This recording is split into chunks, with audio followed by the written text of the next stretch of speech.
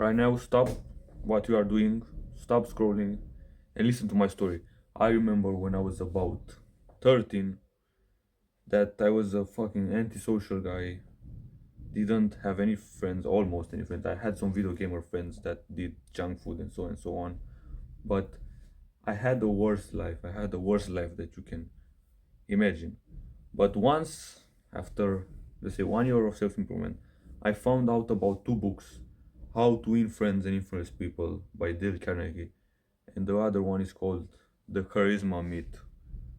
And in today's video, I am going to teach you how you can transform and level up your social game and your social skills, because being social is a skill and that takes improvement. It's just like with any other skill, like with football, reading, your work, your business. You just level it up when you almost reach an expert level. So, right now, listen to me and imagine this. Imagine the most successful guys in terms of social skills. Do you think that they are just born with it, bro? Nah. That's what average guys say. They say, oh, bro, extroverts are born, introverts are born that way, extroverts are born that way, bro. Yes, let's say 15% of them are born that way, but the rest do some work behind the scenes on how to speak to people in order to become experts. Right now, I want you to just imagine what the average guys say. The average guys say that, oh, bro, you cannot be more extroverted, you must accept your introverted self, and so on. Bro, that's bullshit. That's just you saying, oh, bro, just 1 hour of video games, I'm a video gamer, I have to play it. Nah. If you are an introvert and you want to be an extrovert, you just need to say, bro, today I didn't do something that an extrovert will do. I'm a fucking bitch. I accept it and I will not cope and saying that, oh, bro, I'm an introvert. I cannot do this thing or that thing. Bro, are you serious right now? Are you serious right now talking to me? We as young men know that those average guys need to go away. We need to be united and understand that it's easy or somewhat medium difficulty to become a little bit more extroverted. So, the first thing that you have to do is just have a mindset of wanting to become more extroverted. If you're just thinking, oh, bro, I want to learn the 7 best ways to talk to people, to start a conversation, bro, those are fucking dopamine videos that you can watch on YouTube. Right here, I'm offering you and our tribe the best knowledge that there is out there, because you'll not get anything from those fucking dopamine edited videos with all the flashing lights, bro. The number one technique will be shut the fuck up, bro. That's not the truth and that's not what you need right now. What you need right now are some easy to follow simple tricks that once you hear them, note them, you will go outside and do your action step, I could say. So let's see. How to Influence and Influence People by Dale Carnegie is one of the best books that I've read in my whole life. It changed my perspective of people 180 degrees. So I changed my whole way of seeing people. Some of the best concepts, as I've talked to you in other videos, are smile, but do not force smile. Do not go just when you are in front of the people that you want to get your smile across. Do not smile like a retard and seem weird. You must think of something that will make you smile, or think that you are already happy. You have all the success, all the riches in the world, or the success, right? And all the riches in the world, and just think that you are happy. Think about a mindset or a thing that made you happy. So as an action step, go on your notebook and read, write, what is it? Write, smile more, and that will change your life 100%. The next thing that you can get out of this book, I'm just going to enumerate the best things that have helped me and will help you 100%. Trust me. If you take action, I know it's hard for you, but we will be in the top 10% of speakers in the world and in top percent of the people who are social in the world. The second thing that you can do is do not criticize anyone from now on, because people have their own egos, and if you try to criticize them, they will become aggressive and so on. I remember when I was at a barbershop recently, and the barbershop told me, because I didn't have a programmed time or like a set time that I need to arrive, I just went there and did my cut.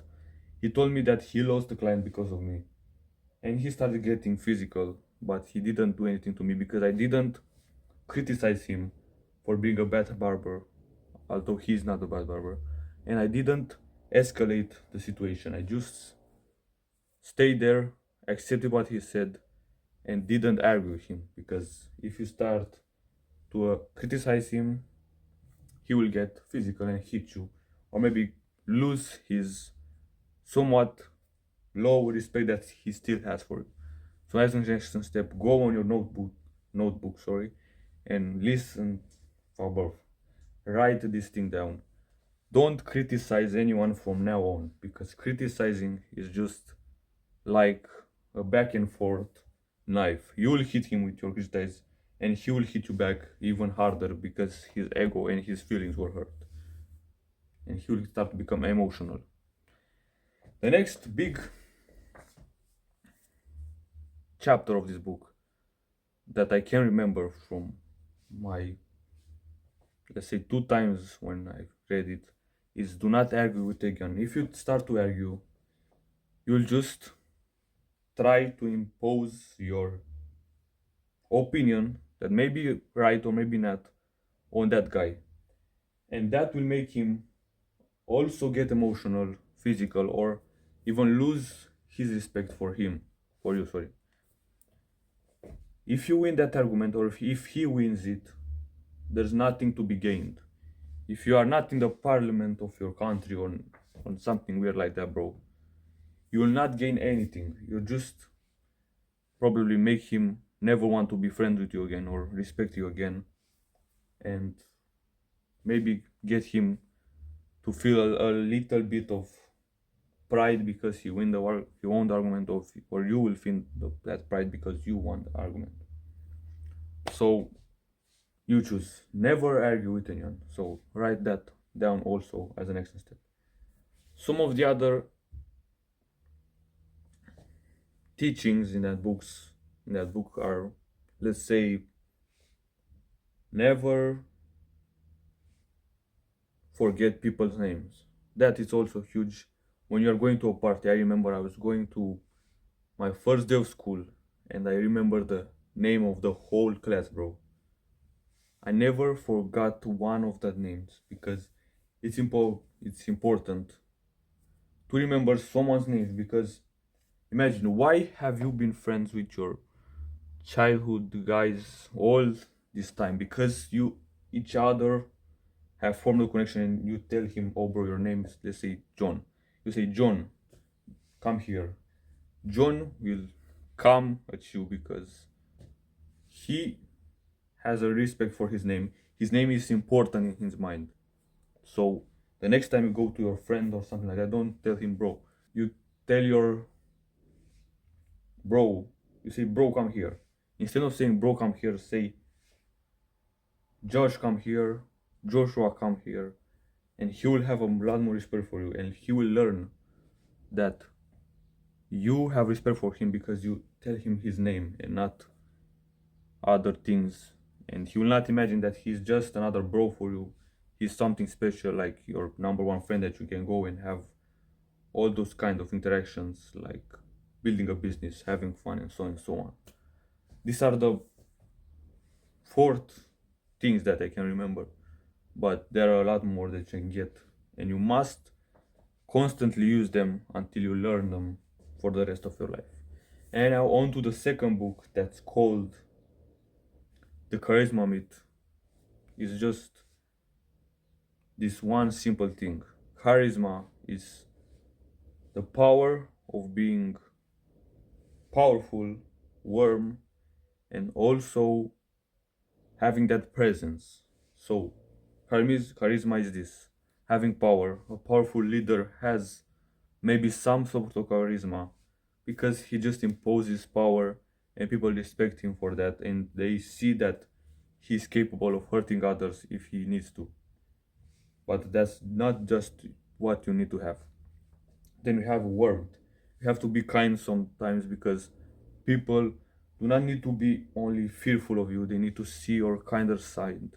Sometimes, because they need to know that you are not hurting anyone and you're just powerful. You have to be a little bit kind.